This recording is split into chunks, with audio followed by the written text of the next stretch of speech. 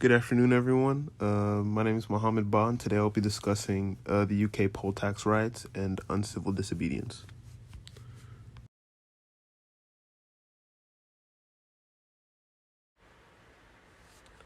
Uncivil disobedience. Jeanette Kirkpatrick defines uncivil disobedience as the moment when groups or citizens who, protesting unjust laws or legal actions and upholding established political ideals, commit illegal and violent acts. On March 31st, 1990, uncivil disobedience was rampant throughout the streets of London in response to oppressive government policy.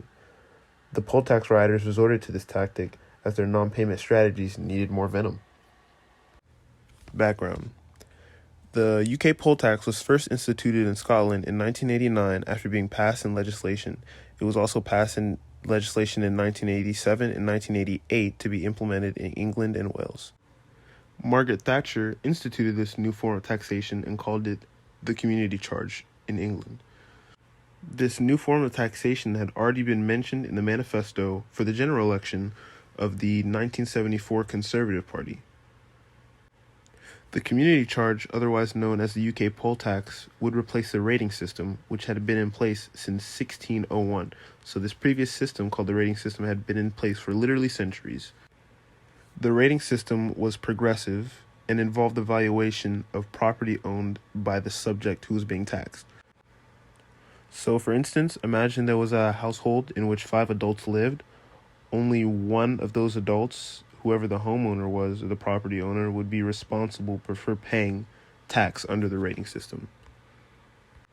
And Margaret Thatcher had a gripe with this, as not everyone that could be taxed was getting taxed. So instead, she implemented community charge. So as I mentioned before, the main goal of community charge was to tax more people. It sought to tax over 38 million English residents and applied to all over the age of 18. This was more of a flat tax system, and tax rates were determined by local authorities. Power was more disseminated, so local authorities were in charge of collecting tax and determining how much the tax would be. Additionally, the valuation of the property owned would not be taken into account. So, for example, if there was a very rich property owner, they would be taxed the same amount as, for example, a single parent that was not as well off. And this is where people had the biggest problem with the tax. They felt that it was unfair and the rich weren't being taxed enough. So the opposition started off with the All Britain Anti-Poll Tax Federation, which was founded in 1989 as a coalition of multiple anti-tax unions all over Britain. And their original tactic was mass non-payment, so people would just not pay the poll tax.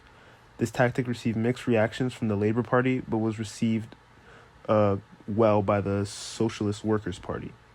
So people would just not pay their tax, and when local authorities would come to collect, they would have a sticker on the front of their door that would say, "We do not support the poll tax," or "We will not pay the poll tax." And this is organized through all the anti-tax unions that would be localized. As many as 18 million people participated in non-payment, alerting local authorities who were responsible for enforcement. Opposition started with small local communities who founded anti-poll tax groups. Opposition came in all forms, as supporters of even the Labour Party protested the poll tax.